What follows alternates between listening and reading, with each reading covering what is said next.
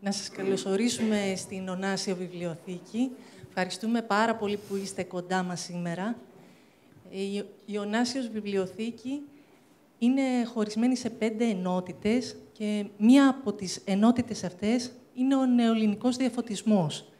Διαθέτουμε πάνω από 400 βιβλία από αυτή την ιστορική περίοδο, ένα από τα οποία είναι αυτό που θα σας παρουσιάσουμε σήμερα, το «Έρωτος αποτελέσματα». Ένα βιβλίο του 1792, ένα από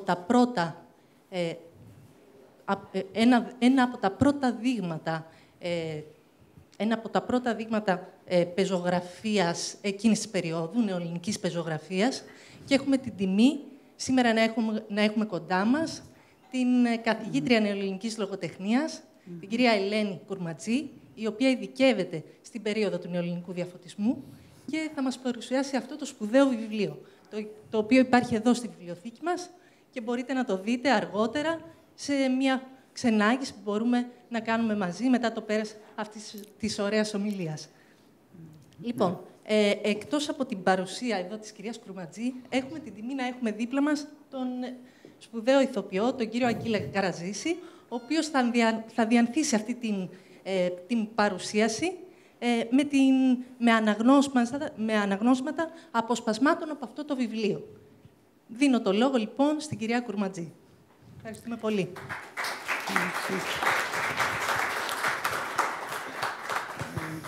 Γεγονός είναι ότι είμαι βαθιά συγκινημένη. Ευχαριστώ πάρα πολύ, κύριε Πρόεδρε του Διοικητικού Συμβουλίου, καθώς και μέλη του Διοικητικού Συμβουλίου του Ιδρύματος Ωνάση, για την εξαιρετική τιμή που μου κάνατε να είμαι εδώ και να παρουσιάσω στα πλαίσια του δυνατού ένα βιβλίο που με καθόρισε στην ακαδημαϊκή μου πορεία. Θα ήθελα επίσης να ευχαριστήσω τον κύριο Στάικο που με τόσο πάθος, μπορώ να πω, έχει ενσκύψει πάνω στο βιβλίο της ελληνικής διασποράς, ένα αντικείμενο που δυστυχώς δεν το γνωρίζουμε. Ευχαριστώ λοιπόν όλους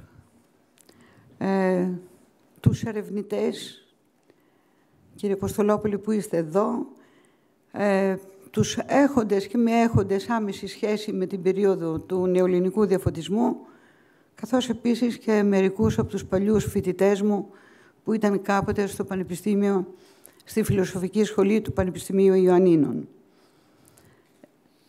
Ευχαριστώ επίσης τον ηθοποιό, τον κύριο Ακύλα Καραθάνο. Καραζήση. Συγγνώμη.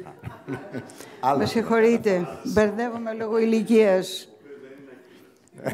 Εσείς είστε Ακύλας. Ναι. Που δεχτήκατε να συνεργαστούμε προκειμένου να δώσουμε όσο γίνεται πιο ωραία το βιβλίο αυτό. Την ομιλία μου απόψε, αν μου επιτρέπετε, θα ήθελα να την αφιερώσω σε έναν μεγάλο απόντα. Στο Λέανδρο Βρανούση. Σε αυτή την προσωπικότητα που ενέσκυψε από τους πρώτους στα βιβλία του νεοελληνικού διαφωτισμού και ήταν όντως μια φωτισμένη πρωτοπορία, παρουσιάζοντας ο ίδιος στη σειρά των εκδόσεων της Βασικής Βιβλιοθήκης, τόμος 10, τον τόμο με τον τίτλο «Ρήγας». Μέσα σε αυτόν τον τόμο, λοιπόν, που υπάρχουν τα πλήστα στοιχεία για την πορεία του Ρήγα Φεραίου, για τους σταθμούς που τον όρισαν και τον καθόρισαν, καθώς και για ό,τι και γενικότερα για τον κύκλο της Βιέννης, του δεύτερου μισού, μπορώ να πω, του τέλους του 18ου αιώνα, εκεί υπάρχει και η πρώτη προσέγγιση που γίνεται στο βιβλίο που παρουσιάζουμε εδώ. Το βιβλίο αυτό που θα παρουσιάζουμε φέρει τον τίτλο «Έρωτος αποτελέσματα, ήτι η ιστορία ηθικοερωτική με πολιτικά τραγούδια. Είναι εκδομένο πρώτη έκδοση εν Βιέννη 1792, τυπογραφείο του Γεωργίου Βεντότη.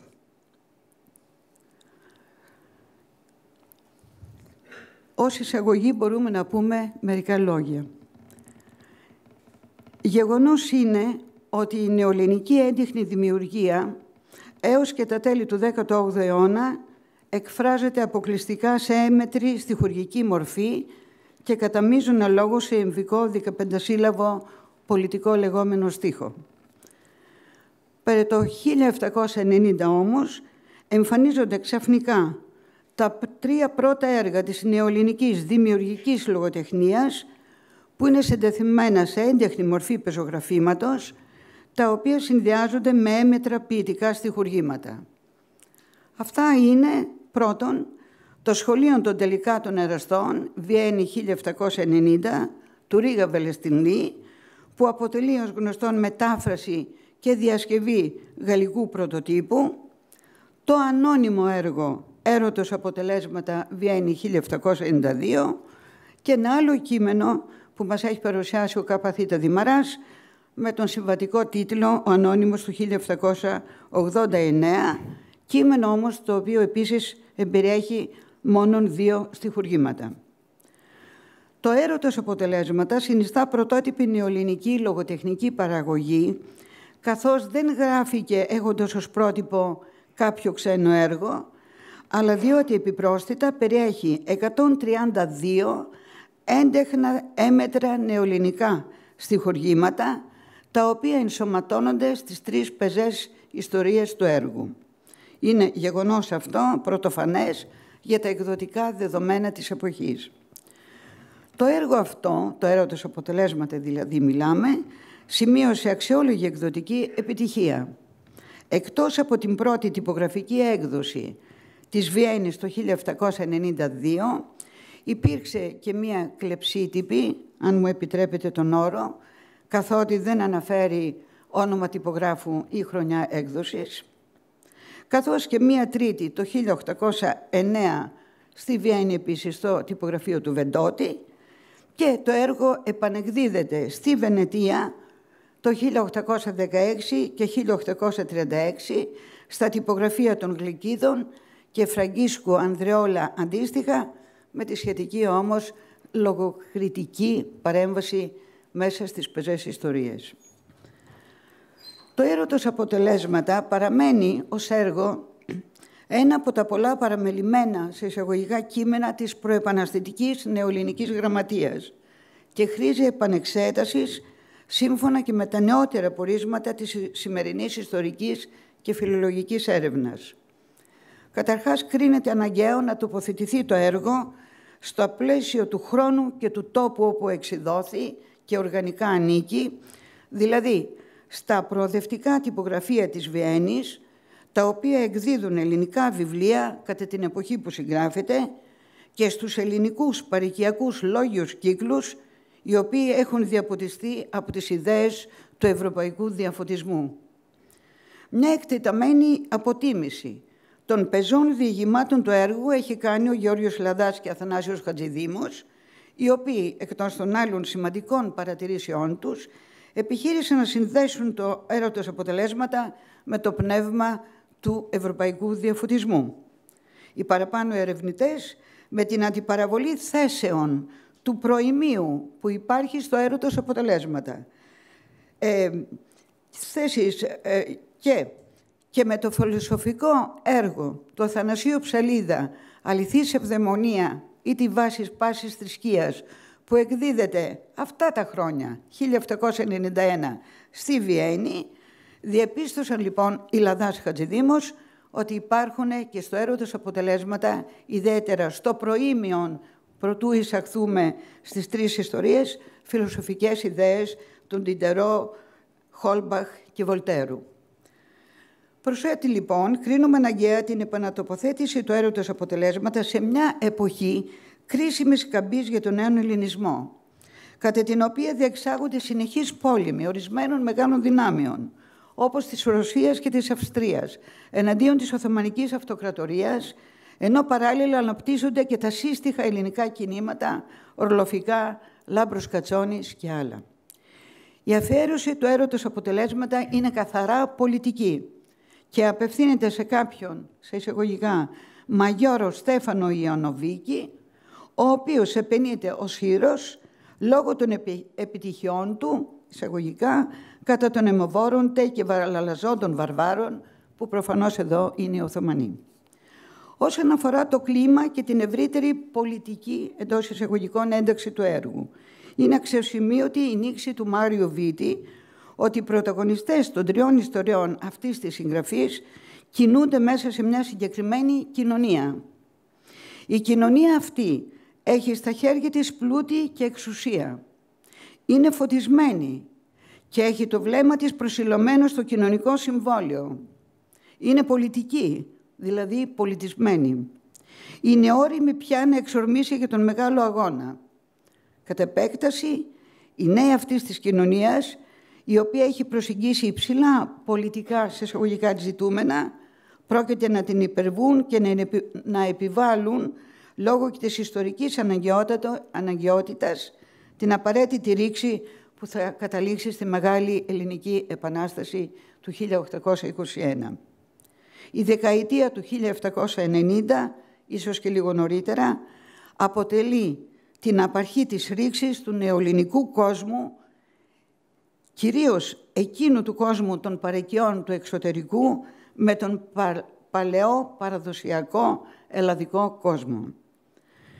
Την εποχή κατά την οποία συγγράφεται το έρωτος αποτελέσματα, παρατηρείται μια νέα πνευματική κίνηση που αναπτύσσεται πλέον έξω από τα παραδοσιακά παροικιακά κέντρα του νέου ελληνισμού, όπως υπήρξαν παλαιότερα η Βενετία, οι παραδονάβιες ηγεμονίες, οι παροικίες της Ρωσίας και άλλα. Ένα από τα νέα κέντρα που παρουσιάζονται και μορφοποιούνται με την κλασική διαδικασία του σχηματισμού αρχικά μιας συμπαγούς ελληνικής παροικίας και στη συνέχεια με τη δημιουργία των θεσμών της, διοίκηση, εκκλησία και άλλα, με ταυτόχρονη ανάπτυξη της πνευματικότητάς της, είναι η Βιέννη. Αυτήν την ανάπτυξη επρόκειτο να βοηθήσει με αποφασιστικό τρόπο η διοίκηση του Αυστριακού Αυτοκράτορα Ιωσήφ του Δευτέρου, ουσιαστικά αυτοκράτορα από το 1780 έως το 1790, ο οποίος, επιβάλλοντας καθεστώς ανεξιθρησκείας, μείωσε την επίδραση που είχε η Καθολική Εκκλησία στο κράτος του και ταυτόχρονα την κάθε είδους λογοκρισία στην πνευματική ζωή της χώρας. Συνακόλουθο αποτέλεσμα του φιλελεύθερου κλίματος που δημιουργείται στη Βιέννη είναι και η αύξηση της παραγωγής και η άνθηση του ελληνικού βιβλίου, πλήστα υπάρχουν εδώ στη βιβλιοθήκη του Ιδρύματος, που τυπώνεται εις αυτό το ελληνικό βιβλίο, είτε σε αυστριακά τυπογραφία στη Βιέννη, είτε σε νεοειδρυόμενα ελληνικά τυπογραφία που δημιουργούνται στη Βιέννη, η παραγωγή του οποίου των βιβλίων θα συνεχιστεί στην πόλη αυτή έως και το 19ο αιώνα. Δεν είναι τυχαίο, λοιπόν, ότι το 1790, 2 χρόνια πρωτού εμφανιστεί το έρωτος αποτελέσματα, τυπώνεται στη Βιέννη μια πρωτοποριακή μετάφραση διασκευή του έργου με τον επωνυμία του Ρίγα, ο οποίος Ρίγας βασίζεται στον Γάλλο Ρετίβ de la Breton και με μεταφρασμένο τίτλο στα ελληνικά «Σχολείων των τελικάτων εραστών» ή «Τι βιβλίων ηθικών» περιέχουν τα περίεργα συμβεβικότα των ωραιωτέρων γυναικών του Παρισίου, ακμαζουσών κατά τον παρόντα αιώνα. Στα ίχνη αυτού του βιβλίου του 1790 θα παρουσιαστεί 2 χρόνια αργότερα το έρωτος αποτελέσματα. Όπως βεβαιώνει ο Κάπα Θήτα Δημαράς, το έρωτος αποτελέσματα είναι ένα από τα πρώτα νεοελληνικά λογοτεχνικά πεζογραφήματα μετά από το βίο και εσωτερικό ανώνυμο του 1789 και μετά από το σχολείο των τελικάτων εραστών του Ρίγα. Αν θεωρηθεί όμως ότι το σχολείο των τελικάτων εραστών αποτελεί μετάφραση ή διασκευή ενός ξένου προτύπου, και ότι το έρωτας αποτελέσματα προκύπτει ως πρωτότυπη ελληνική γραφή, τότε το τελευταίο μπορεί να θεωρηθεί ως η πρώτη συλλογή νεοελληνικών διηγημάτων.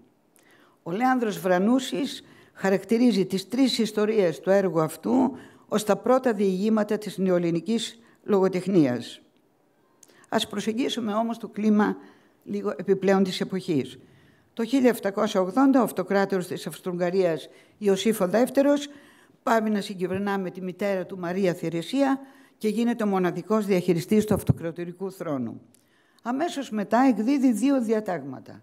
Το ένα είναι περί ελευθεροτυπίας 11 Έκτου 1781 και το άλλο περί άνοιξη θρησκείας 3 Δεκάτου Οκτωβρίου 1781 με απότερο σκοπό και στόχο προκειμένου να αναπτυχθεί στο κράτος του η ελεύθερη σκέψη και να περιοριστεί ο αυστηρός έλεγχος που ασκούσε ο καθολικισμός σε κοινωνικές και πνευματικές πλευρές της αυτοκρατορίας. Με τον τρόπο αυτό και με βάση τα δύο αυτά πολύ δυνατά διατάγματα δημιουργείται στην Αυστρία ένα φιλελεύθερο καθεστώς που ισχύει κατά ανάγκη και για τους Έλληνες της Βιέννης, οι οποίοι όμως έχουν ήδη επιτύχει αυτοκρατορικά προνόμια από τη μητέρα του αυτοκράτορα, ήδη από τη Μαρία Θηρεσία, ώστε να ενδυναμωθεί ο ελληνικός αυτός παροικιακός ελληνισμός της πόλης.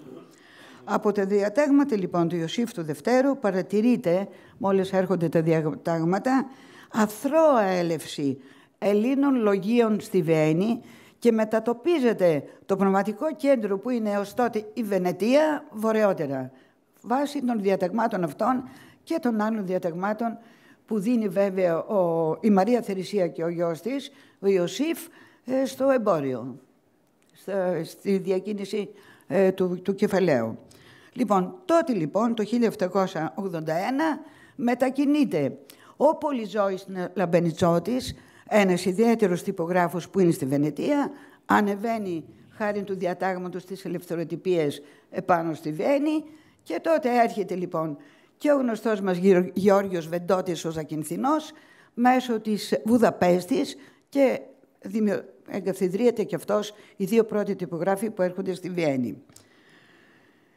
Επίσης, το 1787 εγκαθίσταται στη Βιέννη ο μετέπειτα περιώνυμος, μπορούμε να τον πούμε, Αθανάσιος Ψαλίδας, ο οποίος αργότερα θα εργαστεί στο τυπογραφείο του Baumeister 1790 έως το 1795 και παράλληλα θα σπουδάσει φιλοσοφία. Εδώ λοιπόν, σε αυτό το περιβάλλον και σε αυτή την πρωτεύουσα καταφθάνει ο Ρήγας το 1790, ο οποίος εκδίδει το Φυσικής Απάνθισμα σε ένα άλλο τυπογραφείο, στο τυπογραφείο του Τράτνερ και το Σχολείο των Τελικάτων Εραστών στο τυπογραφείο του Baumeister. Το ίδιο έτος έρχονται στη Βιέννη οι γνωστοί αδελφείς Δημητρής, ο Δανιήλ Φιλιππίδης και Γρηγόριος Κωνσταντάς και εκδίδουν στην πόλη αυτή, στην πρωτεύουσα αυτή, στον Τράτνερ επίσης στον τυπογράφο, τη νεωτερική γεωγραφία. Μαζί λοιπόν με το Ρήγα καταφθάνει στη Βιέννη και ένα άλλο πρόσωπο που είναι συμμάρτυρας αργότερα του Ρήγα, ο Ιωάννης Καρατζάς, από την Κύπρο, ο οποίος το 1792 αναλαμβάνει την έκδοση δύο σπουδαίων έργων που είναι η εισαγωγή λογική του Γεωργίου Σογδουρή, ιερομονάχου πεφωτισμένου διδασκάλου των σχολών των Ιωαννίνων και επίσης τον πίνακα του Κέβουτος του Θηβαίου. Αλλά από το 1792 και εντεύθεν το τυπογραφείο του Baumeister πλέον το διαχειρίζονται οι αδελφοί Μαρκίδες Πούλιου, οι οποίοι είναι μετέπειτα συνωμότες, δηλαδή πρόσωπα που εντάσσονται και λειτουργούν στο λεγόμενο κύκλο του Ρήγα, και οι Μαρκίδες Πούλιου πλέον εκδίδουν μια εφημερίδα με αρκετά προηθημένη πολιτικά που φέρει τον τίτλο Εφημερής.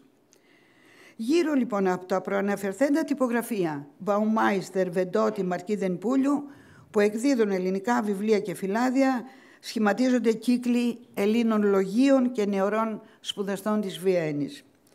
Ως συνδρομητές της φιλοσοφικής διατριβής του Αθανασίου Ψαλίδα, με τον τίτλο «Αληθής Ευδαιμονία, ή τη βάση πάσης θρησκείας, δηλαδή η αληθινή ευδαιμονία είναι η βάση της κάθε θρησκείας, άρα δεν υπάρχουν θρησκείες, ανατρεπτικοί. Συναντούμε στον κατάλογο των συνδρομητών τον συμμάρτυρα του Ρήγα, τον Ιωάννη Καρατζά, τον Κωνσταντίνο Δούκα Χατζημεχαήλ από την Καστοριά, τον Γεώργιο Θεοχάρη, επίσης συμμάρτυρα του Ρήγα, και τον πρωτοποριακό ιεροδιάκονο, τον Γρηγόριο του Κωνσταντά. Εδώ στη Βιέννη την περίοδο αυτή έρχεται και άλλα πρόσωπα, όπως ο Δημήτριος Νικολίδης, που μετέπειτα και αυτός μπαίνει στον κύκλο του Ρήγα και είναι και συμμάρτυρας. Είναι 9 τα πρόσωπα τα οποία είχαν το ίδιο τέλος με το Ρήγα. Ο Γεώργιος Ακελάριος, δηλαδή έρχονται πολύ φωτισμένοι, πολύ μορφωμένοι, και όλοι αυτοί είναι αυτό που μπορούμε συμβατικά να ονομάσουμε ως πυρήνα του κύκλου της Βιέννης. Και γράφοντας και τυπώνοντας βιβλία, πώς περνούν οι λόγοι αυτοί τα μηνύματά τους? Στις αφιερώσεις, τις οποίες έχουν ως εν είδη εισαγωγής στην έκδοση των βιβλίων. Και μόνο οι αφιερώσεις δείχνουν πολλά, καθότι μιλάνε οι αφιερώσεις πολιτικά για το πεπτοκός, για την ανόρθωση του πεπτοκότος γένος. Το ζήτημα της συγγραφικής πατρότητας του έρωτος αποτελέσματα επιχειρήθηκε να απαντηθεί με διάφορες προτάξεις. Εν τούτης, κατά την άποψή μας, κανένα ή περισσότερα πρόσωπα σήμερα δεν μπορούμε να πούμε ότι είναι καθολικά αποδεκτό. Ότι δεν μπορούμε να πούμε ότι για ένα ανώνυμο έργο, το αυτό βέβαια ισχύει κατά την ταπεινή μας πάντοτε γνώμη και για την ελληνική νομαρχία, όταν έργο είναι ανώνυμο, παραμένει ανώνυμο. Προσεγγίσεις γίνονται. Έτσι λοιπόν έχει κριθεί ως πιθανός συντάκτης να είναι ο Ρήγας, μπορεί να είναι ο Ψαλίδας, μπορεί να είναι κατά τελευταία εκδοχή ο Ιωάννης Καρατζάς. Δεν θα θέλω να σας κουράσω με πολλές λεπτομέρειες, αλλά μπορεί όμως και να είναι, κατά τη γνώμη μου, να μην είναι ένας ο συγγραφέας, παρά να είναι ένα έργο το οποίο είναι εταιρικό, δηλαδή έργο το οποίο γράφεται και από 2-3 και τη γενική επιμέλεια βέβαια του βιβλίου πάντα ένας την έχει. Το έργο λοιπόν αυτό, το έρωτος αποτελέσματα, μιλήσαμε για τις 3 ιστορίες που ισχυρούν 160 ποίηματα, στιχουργήματα μέσα, αλλά δεν είναι μόνο αυτό. Λοιπόν, ξεκινάει το έργο. Έρωτος αποτελέσματα, είτε ιστορία ηθικοερωτική με πολιτικά τραγούδια, δίνει τα στοιχεία του βιβλίου στο τυπογραφείο Βεντότη που εκδόθηκε κλπ. Και όταν ανοίγουμε λοιπόν το βιβλίο, την πρώτη έκδοση, γιατί αυτά έχουν εκλείψει από τη δεύτερη, τρίτη, τέταρτη έκδοση, ξεκινάει με μια αφιέρωση. Μετά την αφιέρωση έχουμε το προήμεον. Και μετά πηγαίνουμε ιστορία πρώτη, ιστορία δεύτερη, ιστορία τρίτη. Και κατάλογος των στιχουργημάτων, που απορίας άξιο είναι ότι δεν έχουν θέση στον κατάλογο, στο ευρετήριο, τα στιχουργήματα κατά μία λέξη τέλος πάντων, αλλά ως κατάλογος των στιχουργημάτων χρησιμοποιείται ο πρώτος στίχος του στιχουργήματος. Δεν ξέρω, κύριε Στάικο, αν το είδαμε πουθενά άλλο αυτό. Εγώ δεν το έχω δει. Λοιπόν, αρχίζει λοιπόν, παρουσιάζεται η αφιέρωση. Η αφιέρωση και το προήμεον είναι σε μία γλώσσα αρχαιοπρεπή. Ενώ οι 3 ιστορίες, όπως το δηλώνει και ο ανώνυμος εγγραφέας, είναι στην απλή ελληνική γλώσσα. Η αφιέρωση και το προήμεον έχει μία αρχαιοπρέπεια ως κείμενο και ως πολιτικό κείμενο που είναι. Αφιερώνεται λοιπόν το έργο από τον ανώνυμο συγγραφέα στον ευγενέστατο, όπως λέει, άρχοντα Στέφανο Ιαννοβίκη, ο οποίος κατατρόπισε τους βαρβάρους στη Βλακία. Καταρχάς πρέπει να επισημανθεί ότι παραμένει ενιγματικό το πρόσωπο αυτό, δηλαδή ποιος είναι αυτός ο Στέφανος Ιαννοβίκης, ο οποίος χαρακτηρίζεται ως ήρωος, στον οποίο αποδίδονται και απολυσθείς εσύ νίκε κατά των αιμοβόρων και ελαλαζόντων βαρβάρων περί το στη καλούμενη επτάωρος. Σε καμιά ιστορική πηγή δεν απαντάται αυτό το επώνυμο. Ούτε καν κατά τον άρτη προηγηθέντα Ρωσοτουρκικό πόλεμο 1787 έως 1791, ώστε να γίνει το όνομα αυτό γνωστό, αφού είχε καταφέρει τόσες σημαντικές νίκες. Συμβιλική όμως είναι και οι τίτλοι που αποδίδονται στο πρόσωπο της αφιέρωσης, στο Στέφανο Γιαννοβίκη, ο οποίος χαρακτηρίζεται ευγενέστατος. Το ερώτημά μας, κατά την καταγωγή ή κατά το αξίωμα? Δεύτερον, άρχον, κατά το αξίωμα? Διερωτώμεθα. Κύριος, το επαναλαμβάνει, κατά το αξίωμα ή κατά το σέβας? Μαγιόρος βέβαια είναι ένα υψηλό αξίωμα, το οποίο συμπίπτει με αυτό του ποστέλνικου, δηλαδή του διπλωμάτη ή του Υπουργού Εξωτερικών κάποιας παραδουνάβιας ηγεμονικής αυλής. Στο σημείο αυτό, αξιομνημόνευτο είναι ότι ο γνωστότερος και επισημότερος ποστέλνικος αξιωματούχος, εκπρόσωπος των συμφερόντων της Μολδαβικής αυλής των Μαυροκορδάτων στην Υψηλή Πύλη, υπήρξε ο Στέφανος Μίσος, ο επιτιτλούμενος εντός του κειμένου και ως καπού και χαγιάς, δηλαδή Γενικός Επίτροπος, και Σπαθάρης, ο εξαπορρίτων αυλικός σύμβουλος σε θέματα δημόσιας τάξης. Ο Στέφανος αυτός συνελήφθη από τους Οθωμανούς μετά από τη φυγή του Αλέξανδρου Μαυροκορδάτου του Φυραρή στη Ρωσία και φυλακίστηκε στην Κωνσταντινούπολη. Θα μπορούσε να είναι ο ίδιος ο Στέφανος Μίσος. Το προσφωνούμενο πάντως πρόσωπο παραμένει οικείο προς τον ανώνυμο συντάκτη της αφιέρωσης και όπως φαίνεται από τα συμφρονιζόμενα του κειμένου. Συμπερασματικά, η αφιέρωση δεν προδίδει μόνον την αρχαιομάθεια του συγγραφέα, αλλά επιπλέον αποτελεί τροποντινά και ένα πολιτικοφιλοσοφικό δοκίμιο ενός προσώπου λογίου με παιδεία υψηλής ποιότητας. Μετά την αφιέρωση, μέσα στο όλο σώμα του βιβλίου, υπάρχει ένας φιλοσοφικός ορισμός για τον έρωτα. Από όσα λέει, μεταφέρουμε στην απλή ελληνική θεολόγια, διαθέτει η φύση για την εκπλήρωση του σκοπού της, δηλαδή για την αυτοσυντήρηση εαυτής και διαφύλαξη των ιδιωτήτων της ύλης, των ειδώντε και ατόμων, δηλαδή των αισθητών όντων, πιο κατάλληλο μέσον δεν υπάρχει προς τούτο παρά ο θεσμός του έρωτα.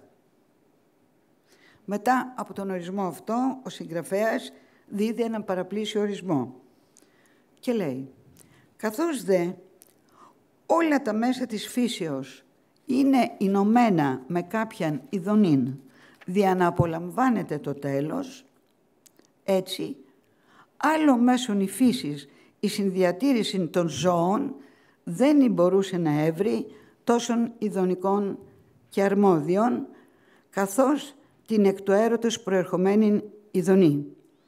Δηλαδή, όλα τα συντείνοντα της φύσης είναι ενωμένα με κάποια ειδονή, δηλαδή κάποια ενέργεια, προκειμένου να απολαμβάνεται το τέλος, ο σκοπός της ύπαρξης της φύσης και έτσι η φύση εφήβρε αυτή την ειδονή του έρωτα προκειμένου να διατηρούνται τα αισθητά όντα. Κατά τον ίδιο συλλογισμό και τον συγγραφέα, ο έρωτας ή καταντά, μας λέει κάτι πολύ σημαντικό, ώστε στο να προσφέρει θυσίαν εις τους γαμηλίους θεούς ή καταντά να προσφέρει θυσίαν τη Αφροδίτη. Ο συγγραφέας εδώ συντάσσεται με το μέρος του πρώτου έρωτα, δηλαδή αυτού το έρωτα που καταντά να προσφέρει θυσίαν στους γαμηλίους θεούς, δηλαδή στον έρωτα που ταυτίζεται με τους εκκλησιαστικούς και πολιτικούς νόμους. Αυτό όμως ο συγγραφέας το κάνει προκειμένου να αποφύγει τη λογοκρισία, την οποία βέβαια δεν κατάφερε και βλέπουμε δεύτερη-τρίτη έκδοση αφαιρείται το προήμεο. Διότι ο ίδιος πιστεύει όχι στον έρωτα τον υγιή, τον καθαρό, που καταντάει κατά τους εκκλησιαστικούς και πολιτικούς νόμους προς διατήρηση του είδους, παρά στον έρωτα, ο οποίος οφείλεται στην έλξη των δύο φύλων. Και αυτό είναι το έρωτας αποτελέσματα. Αυτός ο έρωτας πώς λειτουργεί και κατά πόσο εισχωρούν οι δυσιδαιμονίες, ώστε να μην μπορεί ο έρωτας να εκπληρώνεται από διάφορες δυσιδαιμονίες. Άρα, λοιπόν, ο έρωτας αυτός μόνο ονομαστική αναφορά κάνει εδώ πέρα ο συγγραφέας. Δεν είναι αυτό που το πιστεύει. Λοιπόν, αυτές είναι οι όλες θέσεις. Τώρα θα πρέπει να ξεκουραστείτε από εμένα. Θα μπούμε στο κείμενο. Ευχαριστώ.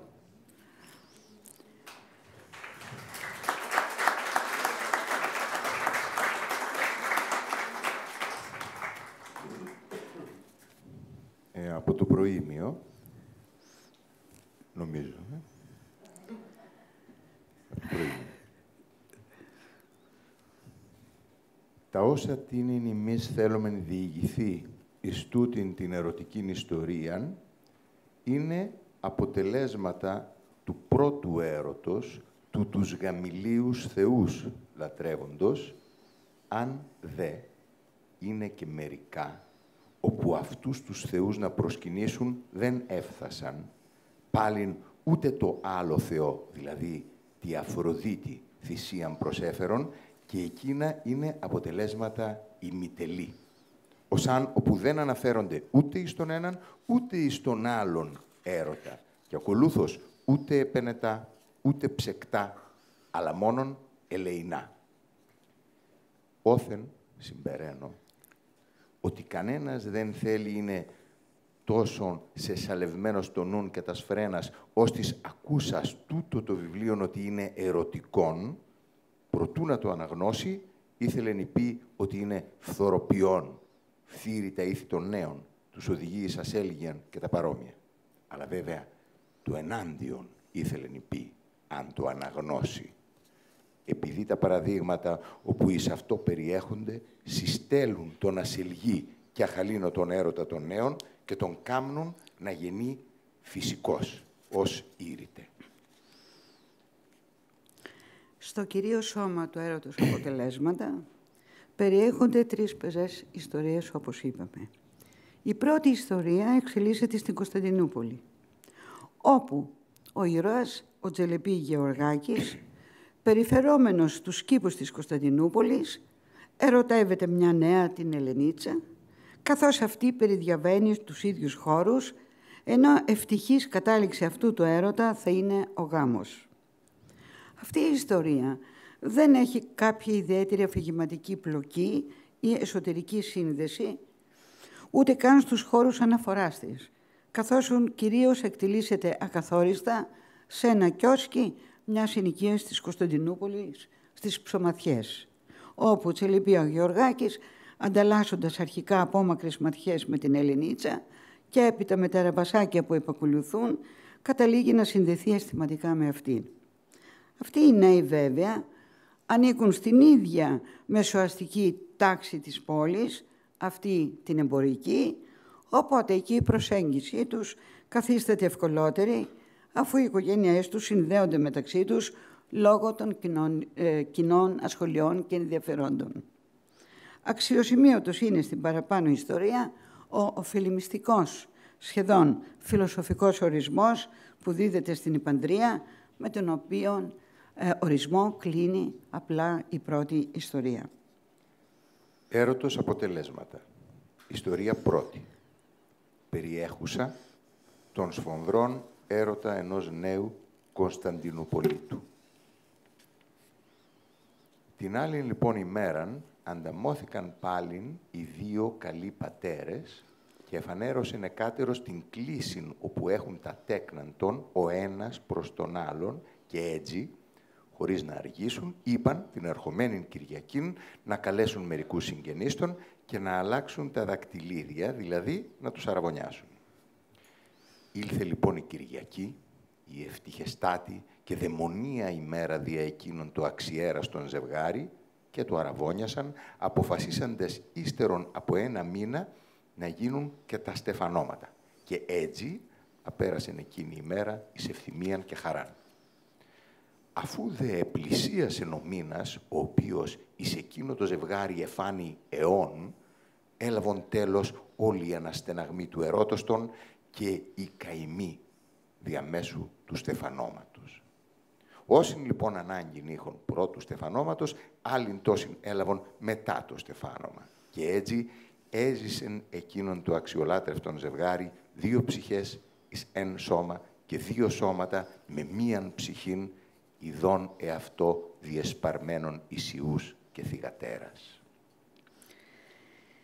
Η δεύτερη ιστορία που εκτιλήσεται στη συνοικία της Κωνσταντινούπολης, στο σημείο Σταυροδρόμη, μας διηγείται την ερωτική περιπέτεια ενός κερκυραίου Τσελεμπή Ανδρέα, υπαλλήλου στην Βενετική Πρεσβεία της Κωνσταντινούπολης, ο οποίος γνωρίζει την κόρη ενός επίσημου Αρμένου χρηματιστή, του Στεφάνου Αγά, με το όνομα Χοροψημά, την οποία και ερωτεύεται σφοδρά.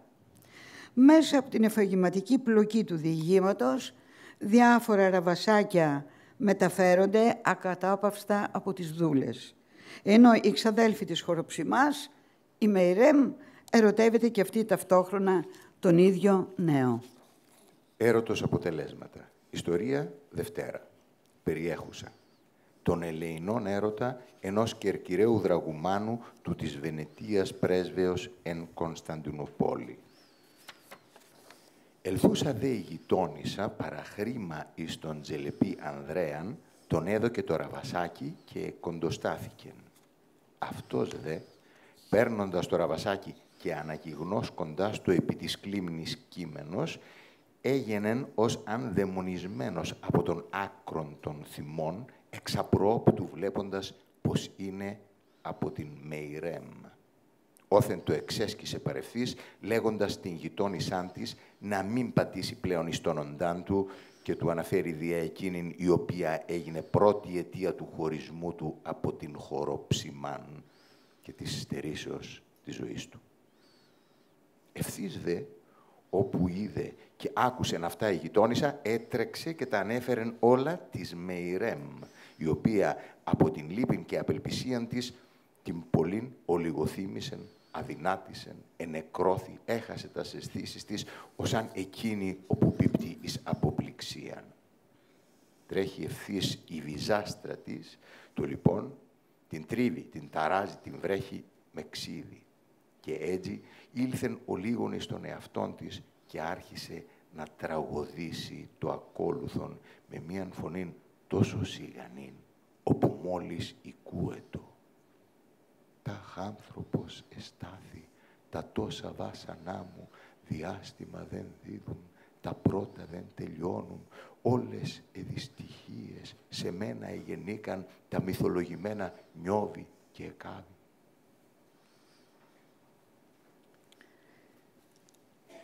Τελειώνοντας δε αυτά τα λόγια, άλλο σημείο, τελειώνοντας δε αυτά τα λόγια, πάλιν ενεκρώθη περισσότερον από το πρώτον και λέγοντας δύο φορές το «αχ» με αναστεναγμόν από το βάθος της καρδίας, έγινε θυσία εις τον έρωτα ελεηνή, παραδούσα το σώμα της τη μητρή της γη, δια την αστόχαστον και χωρίς ανταπόκριση αγάπην της. Την ερχομένην δε ημέραν έρχεται ο δούλος του κυρ Ανδρέα απ' έξω και τον λέγει «Αφέντα, απέρασα από το σπίτι του Τσελεμπή Στεπάναγα και ήκουσα διάφορα μουσικά όργανα ως αν να είναι κανένας γάμος». Δεν απετελείωσε τον λόγον ο δούλος και ευθύς έπεσεν ο Τσελεμπή Ανδρέας εις λιποψυχίαν. Ενεκρώθη όλος από την απελπισία του, στοχαζόμενος ότι πλέον η Χοροψημά του απέταξεν. Και αφού τελείωσεν, έπεσεν πάλιν εις λιποθυμίαν και μη όντως του δούλου εκεί να τον βοηθήσει, κατέλυσε τον βίον του ελεηνός, μήτε τη Αφροδίτη, μήτε το ιό της θυσίαν προς ενεγκόν. Την ερχομένην δε ημέραν, το έμαθε και ο Τσελεμπή Στεπάναγας και η κόρη του και μετενόησαν όπου δεν επρόλαβον το πράγμα. Η Χοροψημά δε κατά πολλά η λυπή του δακρύουσα αλ εις μάτιν. Επειδή να τον βοηθήσει πλέον, δεν μπορούσε. Εις ανταμοιβήν δε της πιστής του αγάπης, απεφάσισε να μείνει και αυτή πιστή άχρη θανάτου, αποφεύγουσα κάθε έρωτα. Και έτσι και τα τρία υποκείμενα υστερήθησαν πάσης χαράς και ευφροσύνης και πάσης ειδονής δια των πιστών έρωτα οποίοι είχον και έγιναν παράδειγμα μιας καθαράς μεν αγάπης εις τους ιούς και θυγατέρας των μεταγενεστέρων γενεών, κακού δε φερσίματος των γονέων, οι οποίοι προκρίνουν των θάνατων των ιών τους, δια να στερεώνουν τας δυσιδαιμονίας των. Αυτό ακριβώς είναι και το ηθικό δίδαγμα της παραπάνω ιστορίας που ακούσαμε. Δηλαδή ότι οι γονείς προκρίνουν τον θάνατο των ιών τους ένεκα των δυσιδαιμονιών που έχουν. Πρόκειται δηλαδή εδώ, στη δεύτερη ιστορία, για θρησκευτικές δυσιδαιμονίες, εάν σκεφτούμε ότι στην επανέκδοση αυτού του έργου, Βιέννη 1809, επικρίνεται ο συγγραφέας για τα λεγόμενά του και μάλιστα χαρακτηρίζεται άκρος λιμπερτίνος, δηλαδή άκρος ελευθεριάζων. Προχωράμε στην τρίτη ιστορία, όπου πρωταγωνιστής είναι ένας γραμματικός που με το όνομα Αντώνιος ο Ζαγοραίος ή Αντωνάκης ο Ζαγοραίος ή Τσελεπή Αντωνάκης, δηλαδή ένας ανώτερος υπάλληλος της αυλής του ηγεμόνα της Μολδαβίας, Αλέξανδρου Μαυροκορδάτου του Φυραρή.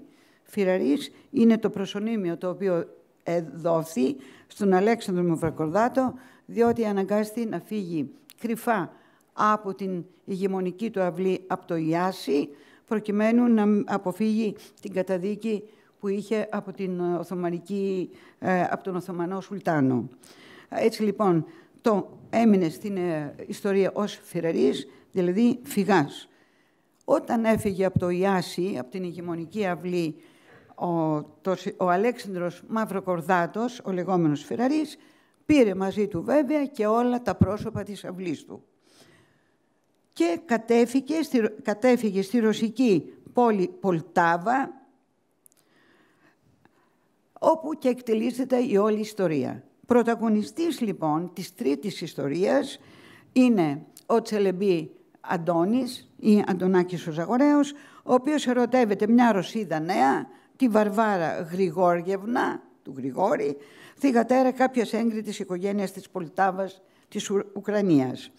Ο Τσελεμπή Αντωνάκης, που είχε ζήσει προηγούμενα στην Κωνσταντινούπολη, μετά από τα ραβασάκια που πάνε και έρχονται επίσης στο σπίτι της νέας αυτής, και παρότι ο Αντωνάκης σκέφτηκε ότι έπρεπε να έχει δάσκαλο το Λιούμπιτς, προκειμένου να του μεταφράζει τα ραβασάκια στα ρωσικά για να μπορεί να εκφράζει τα αισθήματά του, ο ίδιος αποτυγχάνει στον έρωτά του, μια και η Βαρβάρα, η κόρη του Γρηγόρη, ήταν αραβωνιασμένη με άλλον, με αποτέλεσμα ο ήρωάς μας, ο Τσελεμπή Αντωνάκης, να καταλήξει σε κατάθλιψη.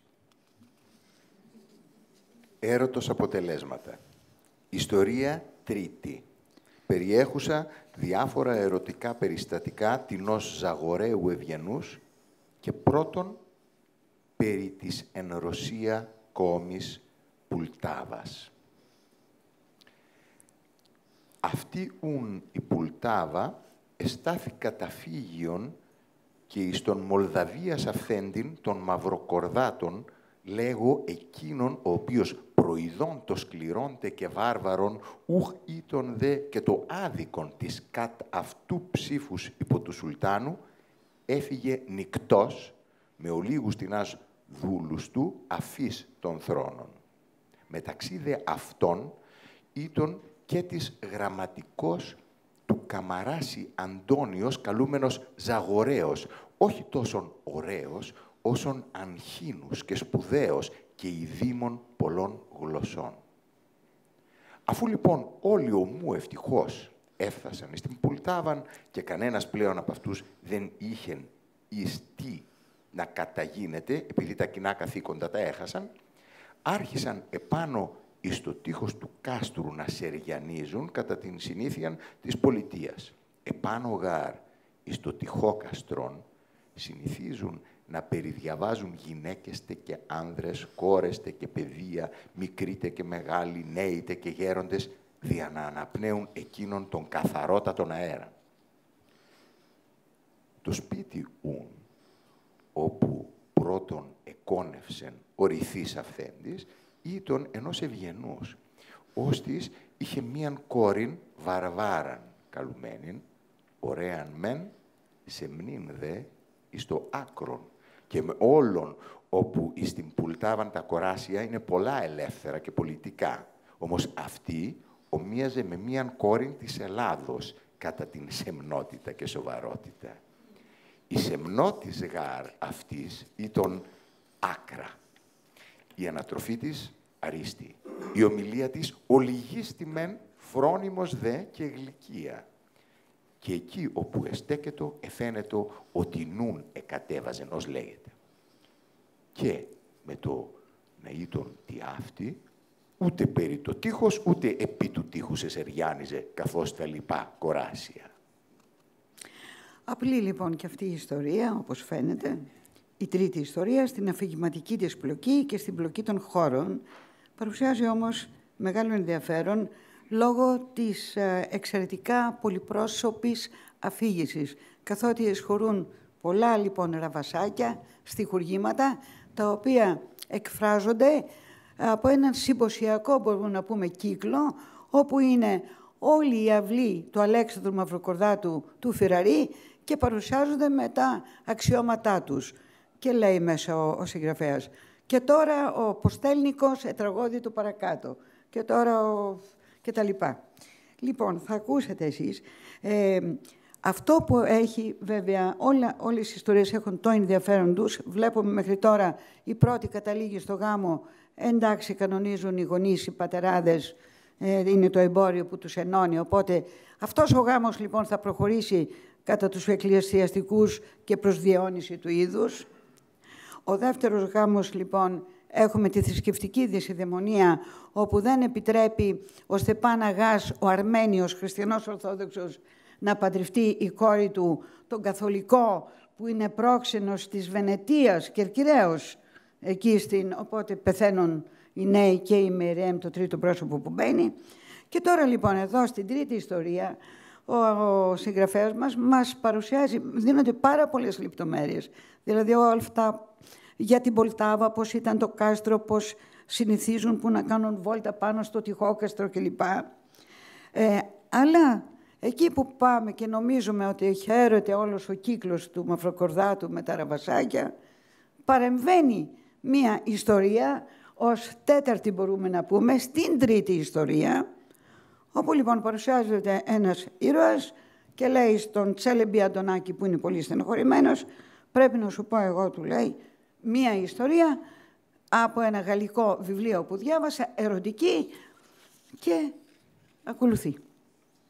Στο Παρίσι, όπου είναι η καθέδρα της Γαλλίας, καθώς της είναι γνωστόν, και περίφημον δια το πολυάνθρωπον άματε και ένδοξον, δια τας εν αυτό περιεχομένας τέχναστε και επιστήμας, όπου σχεδόν υπερτερεί όλας καθόλας τας βασιλευούσας πόλης της Ευρώπης, ή στο Παρίσι, λοιπόν, ήταν ένας ευγενής νέος, Φραντζίσκος καλούμενος, χαρακτήρα πολεμικού αξιώματος φέρον, δηλαδή εκατόνταρχος, ιός δε χιλιάρχου, ούτινος του χιλιάρχου, τα ήθη, δια να υπώ έτσι, ήσαν κατά των παλαιών εκείνων κόσμων. Σε παρένθεση, δυσαρεστείται ο καλός ούτος τραγωδιστής εις κάθε σχεδόν λέξην όπου ελέγχει αυτού την παράνοιαν, δηλαδή του πατρός, του χιλιάρχου, που είναι συντηρητικός. Όθεν, συγγνώμη για τις, νομίζω ότι χρειάζονται. Όθεν διασύρει τρόπον τεινά, όσας δεν ευρίσκει συμφώνους με το επάρατον λιμπερτινάτζιό του, ο εστί ελευθερία. Δηλαδή, ο πατήρ, ευλαβής κατά πολλά και δυσιδέμων, και με έναν λόγο να υπώ, ήταν ένα γερόντιον διαφέρον όλα του Παρισίου και κατά αυτά σχεδόν τα φορέματα. εξεναντίας δε ο ιός του Φραγκίσκος ίστον ελεύθερος εις πάντα και ο παδός των νεοτεριζόντων κατά πάντα. Αυτή ούν η ελευθερία, η υπερβολική εις όλα, τον παρακινούσε να συχνάζει εις όλα στα συναναστροφάς εις τας οποίας απελάμβανε τας δια των αισθήσεων ειδονάς, αγκαλά και από τον πατέραν του, τον ως προς αυτά δυσιδαίμονα πάντοτε ηλέγχετο. Εν τω μεταξύ, δε, όπου εσύχναζεν εις διαφόρους συναναστροφάς και ζιαφέτια κοινά, δηλαδή δημόσια, και ειδικά, τούτε στην φιλικά, έτυχε να υπάγει μίαν φοράν εις ένα κοινόν συμπόσιον, εις το οποίον, αφού έφαγε μετά των φίλων του και έπιεν, εσηκώθη να χορεύσει κατά την συνήθεια του τόπου, επειδή είχε να αρχίσει και η μουσική, η πρόδρομος του χορού και διεγερτική πάσης επιθυμίας. Και επειδή ο χορός συνηθίζει να γίνεται με γυναίκας, δια τούτο έπρεπε να πάρει καμίαν να χορεύσει μαζί. Πλησίον δε της τραπέζιστον ήταν μία κόρη πολλά ωραία κατά πάντα και ελευθέρα, καθώς και αυτός. Αυτήν λοιπόν ηθέλησαν να πάρει. Όθεν κατά το πολιτικόν την προσκυνεί με το καπέλον εις το χέρι, το οποίο είναι σημείον προσκλήσεως χορού. Αυτή δε ευθύς σηκωθήσα, αντε προσκύνησεν. Ο Φραντσίσκος λοιπόν εχόρευσε με αυτήν πολλήν ώρα. Και χορεύοντας τόσον επληγώθη ερωτικός από αυτήν, ώστε όπου να παύσει δεν μπορούσε από το να χορεύει.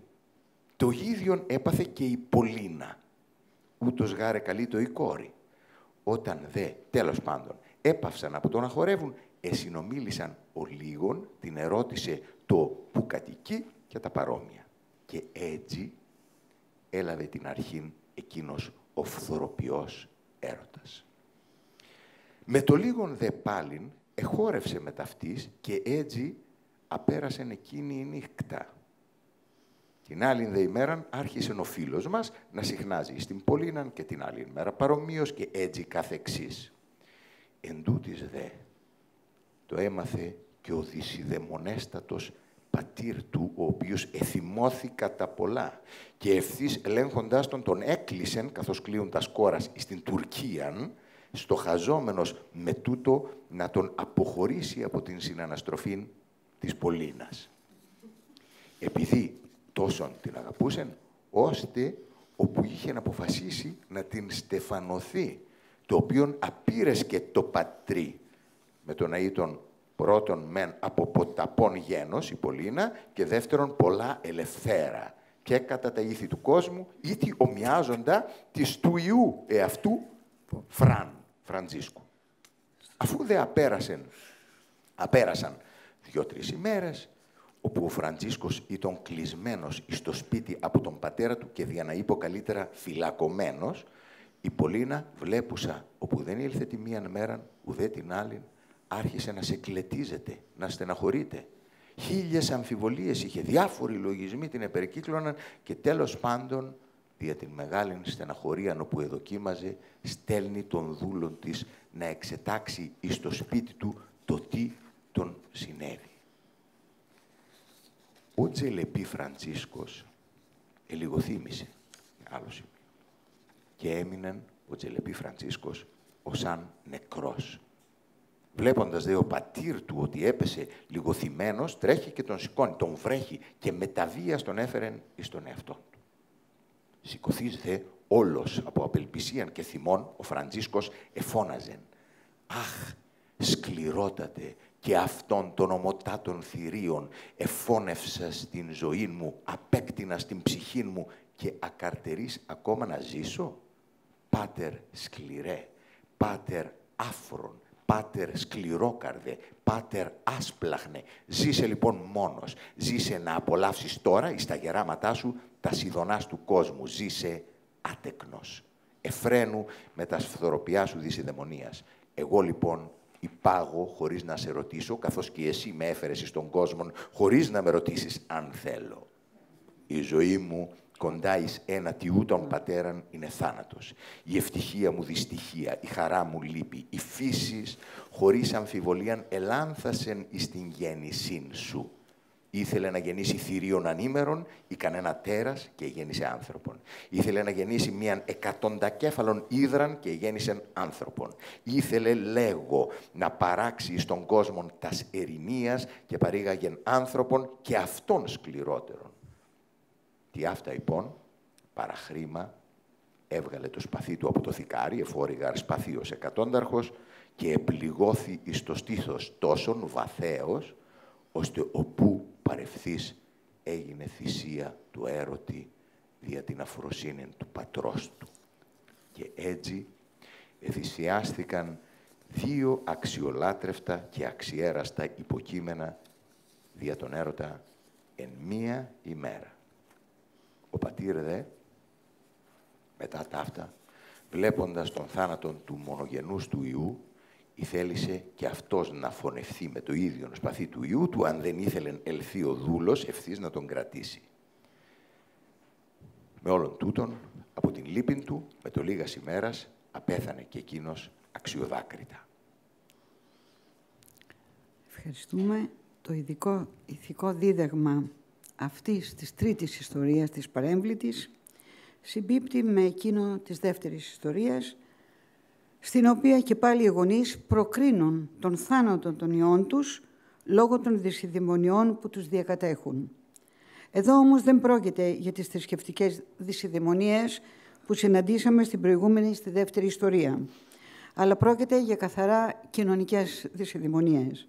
Ο πατέρας δεν δέχεται να στεφανωθεί ο γιος του, γιατί η κόρη, η Πολίνα, προέρχεται από ποταπών γένος, προφανής εδώ η ταξική διάκριση, και διότι επίσης η Πολίνα είναι πολλά ελευθέρα κοινωνική αντίληψη.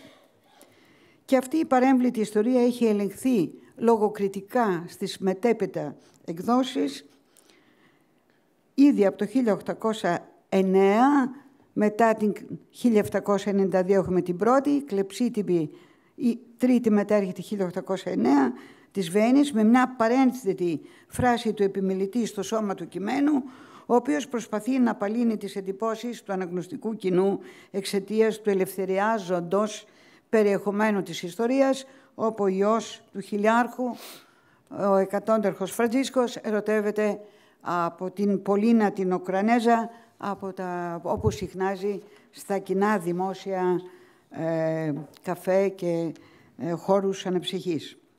Εδώ λοιπόν μας δίνει αρκετές φορές ο συγγραφέας αναφορές σε σχέση με τα κορίτσια, το πώς είναι και το πώς ζουν στην Οθωμανική Ελλάδα, όπου εδώ ξανά βλέπουμε τα κορίτσια να είναι πολλά ελεύθερα και πολιτικά, και διαφαίνεται η πρόθεση του συγγραφέα να αντιπαραθέσει τα ήθη των κοινωνιών του ελλαδικού χώρου με άλλες περισσότερο φιλελεύθερες κοινωνίες, όπως είπαμε, της Πολτάβας, της Ουκρανίας και του Παρισσού. Πιστοποιούνται έτσι δύο αντικρώμενοι κόσμοι ως προς τις αντιλήψεις τους για την ηθική κοινωνική συμπεριφορά έναντι της γυναίκας, ιδίως της νέας που οδεύει προς υπανδρίαν. Και επίσης, σύμφωνα με τον σχολιαστή Μάριο Βίτη, βρισκόμαστε σε μία περίοδο όπου μια κοινωνία συνειδητοποιεί την ταυτότητά της. Και στις τρεις ιστορίες του έργου πρωταγωνιστικό ρόλο έχουν οι πόλεις, όπως αναφέραμε, η Κωνσταντινούπολη, η Πολτάβα, το Παρίσι. Και στις τρεις ιστορίες εμφανής είναι η διάκριση μεταξύ των εντροπαλών κορασίων που γαλουχούνται μέσα στις ανώτερες τάξεις της νεοελληνικής κοινωνίας και των κατά πολλά ελευθέρων κορασίων που γαλουχούνται στις τότε φιλελεύθερες κοινωνίες της Ευρώπης. Τελικά, μελετητής και αναγνώστης του έρωτος αποτελέσματα βρίσκονται μπροστά όχι σε απλά ρομάντζα και αμιγώς απλές διηγήσεις. Βρίσκονται μπροστά σε ένα πολυσύνθετο κείμενο.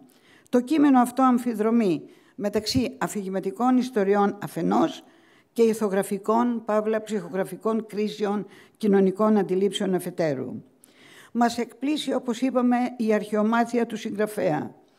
Βάσει μιας άλλης οπτικής των πεζών ιστοριών, καθώς επισέρχονται πολλές φορές και αρχαιοπρεπείς αναφορές που προέρχονται στις ιστορίες αυτές, που προέρχονται από αποσπάσματα του Ομήρου. Άλλωστε, τούτο βεβαιώνεται και από τα χωρία που υπάρχουν στην πρώτη ιστορία.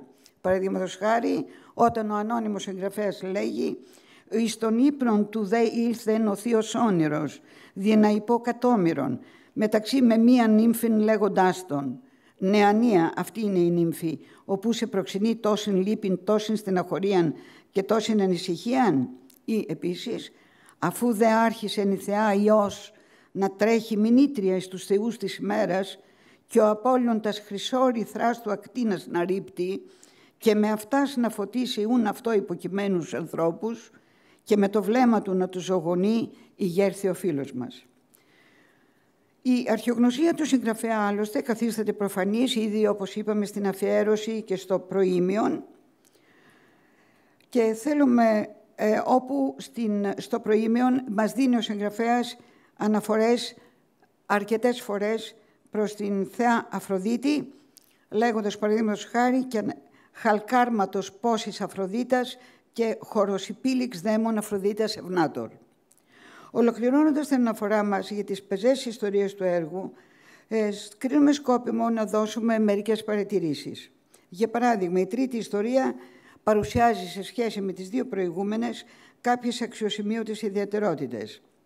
Ο συγγραφέας της τρίτης ιστορίας, αναφερόμενος στην Πολτάβα και βάσει των πολλών στοιχείων τα οποία μας δίδει, παραδείγματος χάρη αρκετές λεπτομέρειες για τους λόφους της Πολτάβας, για τις μάχες που γίνανε μεταξύ των Ρώσων και των Σουηδών και την αποτυχία των Σουηδών, περιγραφές που μας δίδει για το μοναστήρι της Πολτάβας, ότι εκεί επίσης έχουν βρεθεί ο Ευγένιος Βούλγαρος και ο Νικηφόρος Θεοτάκης, καθώς και με τα διάφορα αξιώματα και τις λεπτομέρειες, μας δίνουν πάρα πολλά στοιχεία, όλες τις λεπτομέρειες, στο να πούμε ότι πρόκειται εδώ πέρα για ένα πρόσωπο. Αυτό το πρόσωπο που έγραψε την τρίτη ιστορία, που έχει ζήσει στην Πολτάβα. Από όσο γνωρίζουμε, και να μπορεί να γράφει.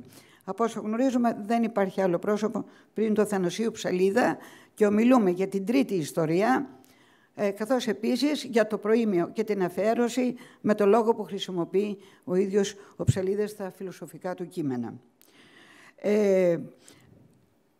Εντύπωση επίσης μας προκαλεί ο κύκλος της αυλής του Μαυροκορδάτου που σύσσωμος όλοι μαζί τραγουδούν, ραβασάκια, γλεντούνε, όπως περιγράφονται στην τρίτη ιστορία. Εδώ πρόκειται για ένα συμποσιακό κύκλο που συνερχόμενος ο κύκλος ημέρα με την ημέρα απαγγέλει κυκλικά και κατά επανάληψη διάφορα τραγώδια. Για την κατανόηση των παραπάνω θα πρέπει να έχουμε υπόψη μας το γεγονός ότι σε ακαθόριστο χρόνο μετά το 1787 δημιουργήθηκε στη Μόσχα η μυστική εθνικο-απελευθερωτική εταιρεία ο Φίνιξ. 1787. Άρα λοιπόν πρόκειται για μια εταιρεία που έχει τον ίδιο στόχο, την επανάσταση, την απελευθέρωση των Ελλήνων από τους Οθωμανούς, η οποία προηγείται ο Φίνιξ της φιλικής εταιρείας που ιδρύεται επίσημα στη Μόσχα το 1814. Συγγνώμη, οι πρώτες 4-5 μοίησεις της φιλικής εταιρείας γίναν στη Μόσχα και μετά μεταφέρθηκε, βέβαια, στα σχολικά εγχειρίδια και σε όλα είναι, εντάξει, είναι ο Δεωσός, εντάξει. Αλλά αν διαβάσουμε Φιλίμωνα, Πρωτοψάλτη, κατηχήσεις, ονόματα κατηχητών, ήταν η Μόσχα. Εκεί έγιναν οι πρώτες μοίησεις. Και μετά μεταφέρθηκε στην Οδυσσό, δηλαδή στη νέα πόλη που δημιουργεί η Εκατερίνη Δευτέρα, με την επωνυμία Οδυσσός, που είναι Οδύσσια, ελληνικό όνομα, όπου πλέον είναι το νέο εμπορικό κέντρο με το λιμάνι και τα καράβια. Λοιπόν, άρα έχουμε εδώ πέρα, μπορούμε να πούμε ότι πρόκειται για αυτόν τον κύκλο, για την της φιλικής εταιρείας εταιρεία που δημιουργήθηκε στη Μόσχα με τον Αλέξανδρο Μαυροκορδάτο το Φιραρί. Υπάρχουν δύο έργα του Αλέξανδρου Μαυροκορδάτου, Βόσπορος εν Βορεισθένη και το δεύτερο, κύριε Στάικο, ποιο είναι, το Όνειρον, όπου εκεί πέρα στο Όνειρον ο Μαυροκορδάτος έδωσε πλήστα στοιχεία των συμμετεχόντων στην εταιρεία Φίνιξ και μετά, όπως μας λέει ο Φιλίμωνος, ο Σκουφάς θέλησε να απαλείψει το κείμενο, μην τυχόν και πέσει πλέον τα αξιώματα, οι τίτλοι και τα ψευδόνυμα στις Αυστριακές αρχές. Και μην ξεχνούμε, πλέον δεν βρίσκεται ο Φραγκίσκος, ο οποίος έχει ο Ιωσήφ Δεύτερος, που έχει αυτήν την στάση του έναντι επίσης των Ελλήνων. Λοιπόν, άρα λοιπόν, και στην τρίτη ιστορία, όπως ακούσαμε, ξανά έχουμε πολλά συμποσιακά τραγούδια που εκφράζονται μέσα από το συνωμοτικό κύκλο, σε εισαγωγικά, της Αυλής του Μαυροκορδάτου, και πρέπει κάποιος ο οποίος θέλει να τα μελετήσει να δει κατά πόσο αυτά τα τραγούδια είναι ερωτικά ή μήπως και είναι, που μάλλον είναι, πολιτικά, σε εισαγωγικά, τα οποία όμως τραγούδια μας δίνονται καλυμμένα. Θα ακούσετε τώρα εσείς από τα στιχουργήματα την απαγγελία, τη δική σας, να δούμε πόσο είναι ερωτικά ή πώς καλύπτονται με έναν ερωτικό μανδύας τρόπο στην. Τάχ άνθρωπος εστάθη, άλλος κανείς να πάθει, τα τόσα βάσανά μου νέα και παλαιά μου. Διάστημα δεν δίδουν, συχνά με παραδίδουν. Τα πρώτα δεν τελειώνουν και ευθύς νέα φυτρώνουν. Όλες οι δυστυχίες που είναι στις ιστορίες σε μένα γεννήκαν εμπράκτος και φανήκαν. Τα μυθολογημένα αλήθευσαν σε μένα. Νιώδη και εκάβη, οποίος με πει δεν βλάβει. Μα τι να συντυχαίνω που μόλις ανασένω, κι αυτό διαπεδίαν να ζω με τυραννίαν. Όμως, ω σκληροτάτη, τύχη θυμού γεμάτη, δείξε καν ασπλαχνίαν, νυν τες εμέ τελείαν. Κι αφού με βασανίζεις, ζωήν τι με χαρίζεις, κακία και σπλαχνία δεν έχουν συμφωνία. Μίαν ζωήν αθλία δεν θέλω αληθεία, ώστε κι αν αποθάνω, τι άδικον δεν κάνω.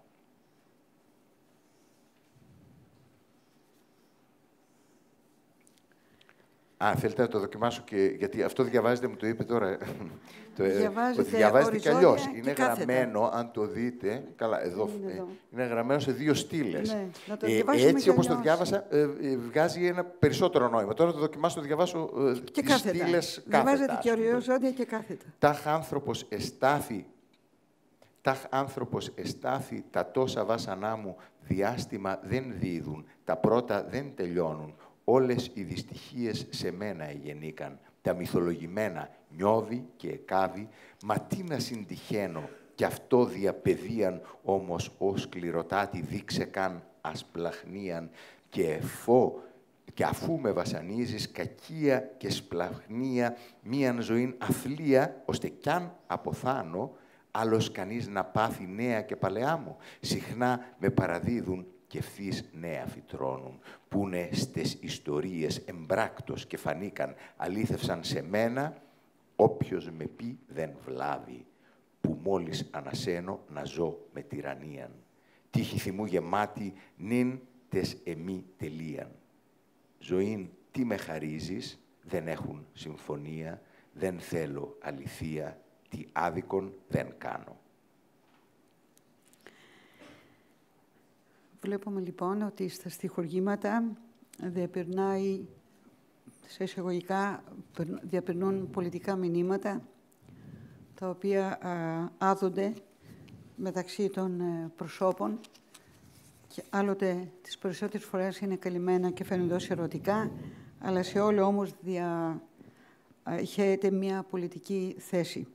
Η βασική θέση που είναι σε όλα τα στιχουργήματα, στις τρεις ιστορίες, που είναι, αν δεν απατώ, με 210 στιχουργήματα, είναι ότι έως πότε θα υπάρχει αυτή η τυραννία. Αυτό περνά. Παράλληλη θεώρηση εξάλλου έχουμε δει και στα πεζά τμήματα του έρωτος αποτελέσματα, όπου είναι μία περίοδος που μπορούμε να χαρακτηρίσουμε τα πεζά αυτά κείμενα ως απαρχές της δημιουργικής νεοελληνικής λογοτεχνίας, τα οποία και δίνονται με απλές αφηγήσεις. Παρόλες όμως αυτές τις αφηγήσεις ή τις επιφυλάξεις, η λογοτεχνική αξία του έργου έρωτος αποτελέσματα παραμένει αναμφισβήτητη διότι αυτό αποτελεί ένα πεζογραφικό τόλμημα πρωτότυπο για την εποχή του. Λόγω αυτής της πρωτοτυπίας συγκίνησε τους νέους της εποχής και εκεί ακριβώς οφείλονται οι απανωτές επανεκδόσεις. Αν μου επιτρέπετε, θα ήθελα να κλείσω το εξής προς τον Πρόεδρο και προς τα μέλη του Διοικητικού Συμβουλίου και σε όσους έχουν μια θέση. Τα βιβλία του νεοελληνικού διαφωτισμού είναι πάρα πολύ σημαντικά, αλλά θα είναι πιο σημαντικά όταν μπορέσουν μερικά από τα κείμενα και έρθουν στα χέρια μας. Με τον τρόπο αυτό, όταν τα κείμενα αυτά εισχωρήσουν στα διδακτικά αντικείμενα, γιατί μόνο τότε μπορούμε να πούμε ότι η εποχή των φώτων, που πολλοί δούλεψαν, κυνηγήθηκαν, εκτελέστηκαν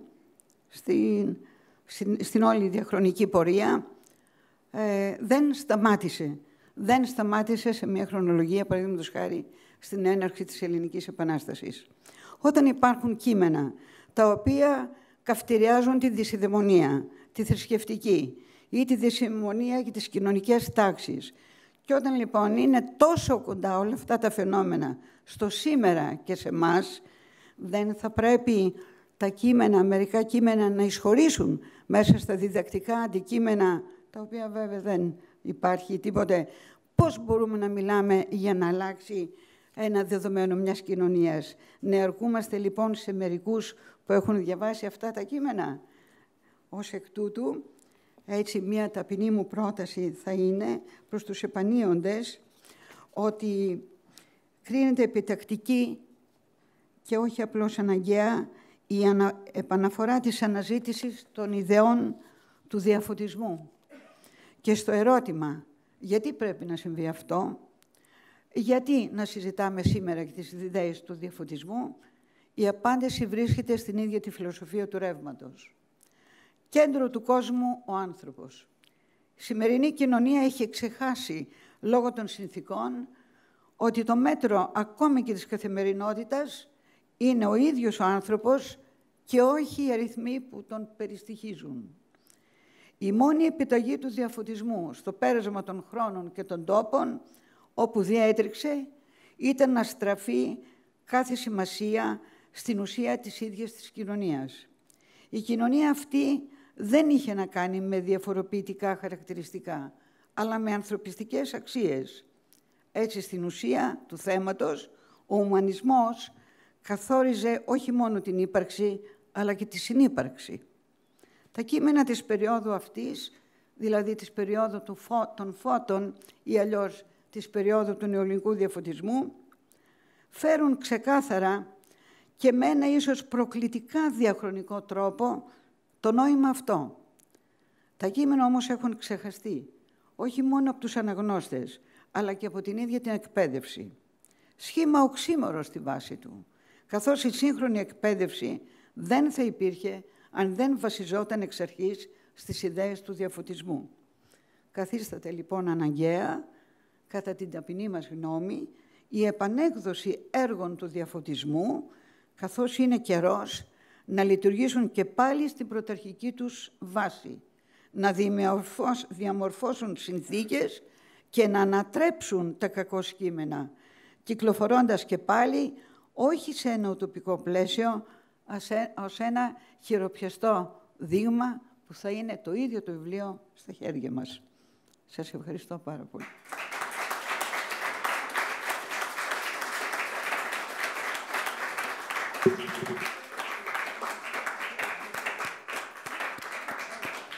Ευχαριστούμε πολύ την καθηγήτρια κυρία Ελένη Κουρματζή. Ευχαριστούμε πάρα πολύ τον ηθοποιό κύριο Ακύλα Καραζήση. Παρακαλούμε...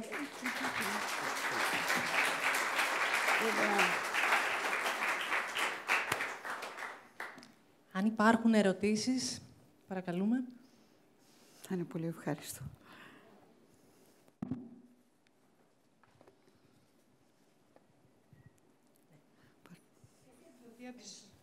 Ευχαριστώ. Έχει εκδοθεί από τις εκδόσεις Γαλαξία, το περιέρωτος? Έχει εκδοθεί από τις εκδόσεις Οδυσσέας. Δεν είναι επανέκδοση. Αυτό είναι Οδυσσέας. Δεν είναι επανέκδοση. Λοιπόν, έχουν γίνει 2 εκδόσεις. Δεν είναι επανέκδοση όλου του έργου, παρά ο Μάριο Βίτη, κατά τη δική του κρίση, πήρε μερικά κομμάτια χωρία ή αποσπάσματα από την κάθε ιστορία, τα ενέταξε σε αυτό το βιβλιαράκι που βλέπετε, εκδόσεις Οδυσσέας, και έχει επίσης μια πολύ καλή εισαγωγή. Αυτό το οποίο, πολύ καλή εισαγωγή και προβληματική για τον πιθανό συγγραφέα, αλλά και για τις ιδέες οι οποίες εισχωρούν μέσα στο έργο αυτό. Αυτό το οποίο νομίζω εγώ ότι μπορεί να είναι παραπλανητικό σε κάποιον που δεν γνωρίζει την πρώτη, τη δεύτερη, τρίτη έκδοση, πώς θα την γνωρίζει κάποιος αφού δεν κυκλοφορεί, και εν πάση περιπτώσει δεν είμαστε όλοι, δεν εντρυφούμε σε αυτά τα κείμενα και εντάξει. Ένας όμως ο οποίος παίρνει αυτό το βιβλιαράκι και βλέπει επάνω ΙΚ, έρωτες αποτελέσματα, Β' έκδοση, επιμέλεια Μάριο Βίτη, εκδόσεις Οδυσσέας. Το ΙΚ, αυτό είναι πάρα πολύ άσχημο το ότι έχει τηθεί, αν μου επιτρέπετε εδώ.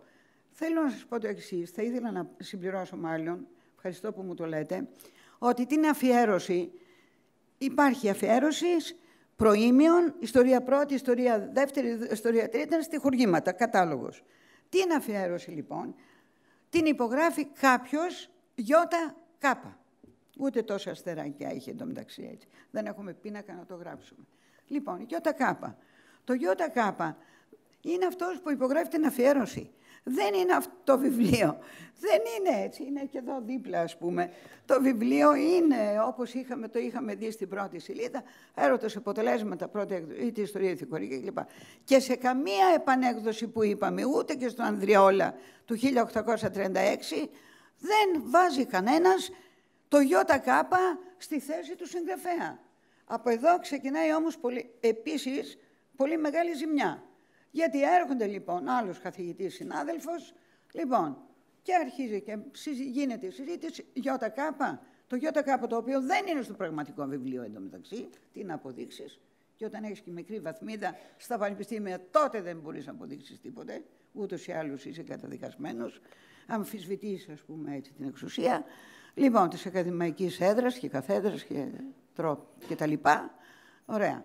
Λοιπόν, και λέει ο άλλος ο καθηγητής, τώρα συνονούμαστε εδώ με αρκετούς, ότι ΙΚ, μπράβο. Πώς ήταν ο συμμάρτυρας του Ρήγα, Ιωάννης Καρατζάς, συμμάρτυρας.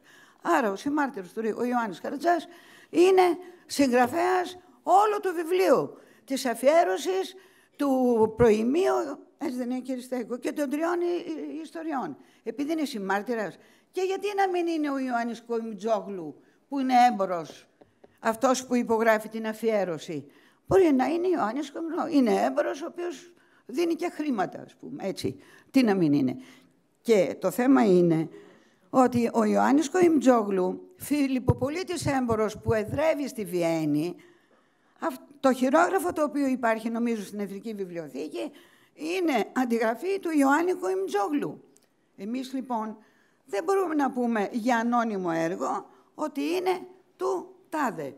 Από την άλλη μεριά, ως ερευνητές, και προσπαθούμε να μελετήσουμε και λέμε το προήμιον και η αφιέρωση είναι γραμμένο σε μια άλλη γλώσσα αρχαιοπρεπή και τι έννοιες εισχωρούν στο προήμιον. Την εποχή αυτή, την εποχή 1792, Λαδάς Χατζηδήμος, 2 σοβαροί ερευνητές, υποστήριξαν το εξής, ότι οι έννοιες οι οποίες εισχωρούν στο προήμιον το έρωτες αποτελέσματα είναι οι έννοιες των ψαλιδικών κειμένων και δι της διατριβής του Αθανασίου Ψαλίδα που τυπώνεται στη Βέννη το 1791.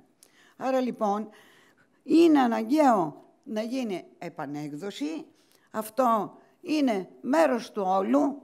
Μέρος του όλου μπορεί, εντάξει, δεν είναι ολόκληρο το έργο, με μια σοβαρή δυνατόν εισαγωγή, προκειμένου να εισάγουμε, ας πούμε, τον αναγνώστη. Ευχαριστώ.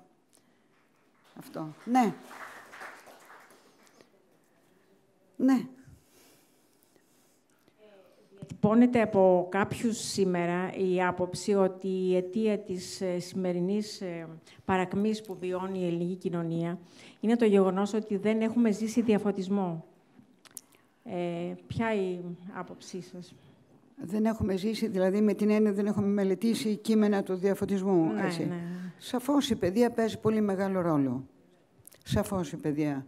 Όταν λοιπόν βάζουμε στα σχολικά εγχειρίδια, πρώτα-πρώτα πώς γράφονται τα σχολικά εγχειρίδια. Δεν καλούν τα διάφορα Υπουργεία Παιδείας όλων των κυβερνήσεων, αυτούς που έχουν ασχοληθεί ιδιαίτερα με κάποια περίοδο. Παραδείγματος χάρη, είπαμε, έχω ασχοληθεί ιδίως με το ριζοσπαστικό ρεύμα του νεοελληνικού διαφωτισμού. Αυτό δίδαξα, αυτή η διατριβή μου κλπ. Ναι. Επειδή δίδαξε λοιπόν 40 χρόνια νέα ελληνική λογοτεχνία στη φιλοσοφική Ιωαννίνων, δεν σημαίνει ότι θα καλέσουν εμένα να γράψω ούτε για τον Παλαμά, λοιπόν, ούτε και για τον Καβάφη, έτσι, που είναι δυνατός. Έτσι, όχι. Αλλά δεν γίνεται. Πώς γίνεται λοιπόν, ποια κριτήρια ισχύουν επιλογής αυτών που συντάσσουν τα σχολικά εγχειρίδια, όπως λέγεται ο οργανισμός, ξέρω εγώ πώς λέγονται, και γιατί να μην πει ο διαφωτισμός? Διότι είναι επικίνδυνος, με συγχωρείτε. Γιατί να μην πει λοιπόν το πολιτικό μανιφέστο του Ρήγα, ας πούμε? Τι σημαίνει η χάρτα του Ρήγα? Όλοι θα δείτε επάνω ότι είναι 12 φύλλα. Και συγχαρητήρια στο Ίδρυμα Ουνάση και σε εσάς, κύριε Στέχο, που τα βρήκατε όλα. Είναι 12 φύλλα η χάρτα. Όταν ακούμε και στην ηλικία που είμαστε χάρτα του Ρήγα, εντάξει, είναι ένα χαρτογραφία, ας πούμε, έτσι που κάναμε και μικρά. Λοιπόν, είναι 12 μεγάλα φύλλα, 2x2, διότι άλλα αυτά ήταν παράνομος τύπος. Δεν τα έστειλε ο Ρήγας από την Τεριέστη στην Πρέβεζα, έγινε αυτόν στον ελληνικό χώρο. Έπρεπε να είναι σε φύλλα, να μπουν μέσα σε κασέλα. Λοιπόν, βέβαια, γιατί όταν ο Ρήγας λοιπόν στη χάρτα του και στο πολιτικό μανιφέστο που έχει, μιλάει για μια διαβαλκανική συνομοσπονδία, όπου γράφει μέσα, όπου δεν θα υπάρχει καμία διαφορά, όλοι ίσοι στον νόμο, είτε είμαστε χριστιανοί, Ιουδαίοι, ειδωλολάτρες, γράφει όλες τις θρησκείες, είτε έχουμε όλα τα χρώματα, λέει, και όλες τις κοινωνικές τάξεις. Δηλαδή, μιλάει 1798 υπάρχουν κείμενα και το 92 αυτό, κοινωνική διαστρωμάτωση θίγει, που μιλάνε λοιπόν για μια ισοπολιτεία. Εάν τα κείμενα λοιπόν μπουν μέσα στα αναγνωστικά γυμνασίου, λυκείου κτλ., με συγχωρείτε, δεν θα βλέπει μετά το παιδάκι το μελαχρινό και να το λέει αυτός είναι γύφτος ή το άλλο και να εκφράζεται. Βεβαίως είναι θέμα διαφωτισμού. Εάν έχουν οι πολιτικοί διαφωτισμό θα πάρουν και τα κείμενα διδασκαλίας. Δεν ξέρω τι να πω άλλο. Συγγνώμη, έτσι, θέση, καθαρή θέση, έτσι δεν είναι? Λοιπόν, θα μπει ο διαφωτισμός. Θυμάμαι, είχα δει, παραδείγματος χάρη αυτό που λέτε με τα σχολικά εγχειρίδια, βάζανε του Δημήτρη Χατζή, Σούλος ο Ταμπάκος, εκπαιδευτικός, εντάξει. Το κομμάτι το οποίο βάζουν είναι το άτονο. Επιλέγουν. Τώρα, οι υπουργοί είναι αυτοί, οι κυβερνήσεις κάνουν, ξεκάνουν, τέλος πάντων. Βεβαίως πρέπει να μπουν τα κείμενα του διαφωτισμού μέσα. Βασικότατη περίοδος. Αλλά να πω στο κατ' επέκταση τι άλλο γίνεται όμως. Λοιπόν, δεν ξέρω τώρα τι γίνεται στις φιλοσοφικές. Εγώ έχω φύγει το 2007, έχω πάει Βουλγαρία και μελετάω τη σχέση μεταξύ νεοελληνικού και βουλγαρικού διαφωτισμού. Ενδιαφέροντα πράγματα. Λοιπόν, όταν ήμουν μέχρι τελευταία στη φιλοσοφική Ιωαννίνων, μπορεί να είναι και φοιτητές μου εδώ, ήμουν πάντα η αιρετική, διότι θεωρούσαν ότι έπρεπε να μοιράζεται αυτό το βιβλίο Ιστορίας Λογοτεχνίας, ξεκινώντας από τον Όθωνα και δόθε. Μα τι έχουμε πριν, κρυφό σχολείο έχουμε, αφού έχουμε διαφωτισμό. Τίποτε δεν είναι τυχαίο. Οι Υπουργοί Παιδείας έχουν την ευθύνη. Και των κυβερνήσεων. Και των κυβερνήσεων. Παρακαλώ. Καλά, ποια εκκλησία? Η εκκλησία έχετε... Μπράβο. Μα όταν έχουμε κράτος, σύνταγμα, δεν μπορεί να είναι η εκκλησία πάνω από το σύνταγμα. Θεσμικά, λειτουργικά. Είδαμε. Ναι.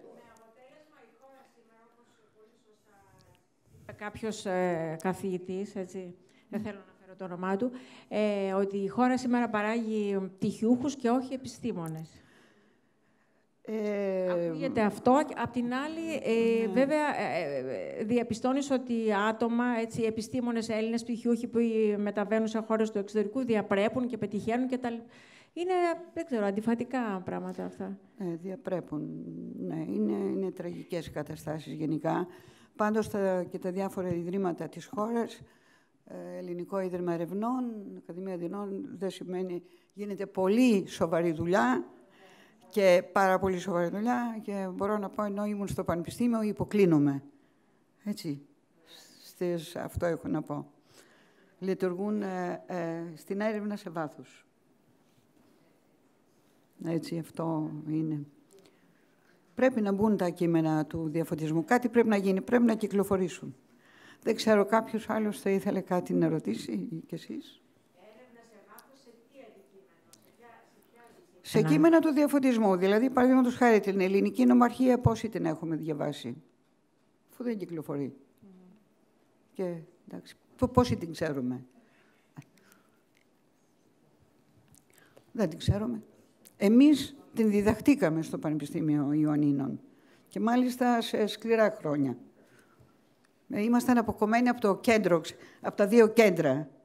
Εμείς είμαστε αποκομμένοι από το κέντρο πρωτεύουσα λεγόμενη Αθήνα και μακριά επίσης από το Πατριαρχείο.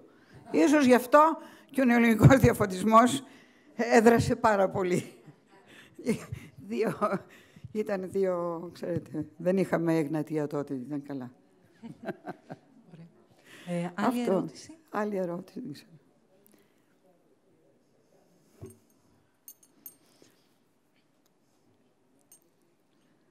Δεν υπάρχει άλλη ερώτηση. Τίποτα. Εμείς σας ευχαριστούμε πάρα πολύ, κυρία Γεροντοπούλου. Και την κυρία Γεροντοπούλου, γιατί έκανε πολύ μεγάλο αγώνα. Σας ευχαριστούμε πάρα πολύ που ήρθατε. Ευχαριστούμε πάρα πολύ.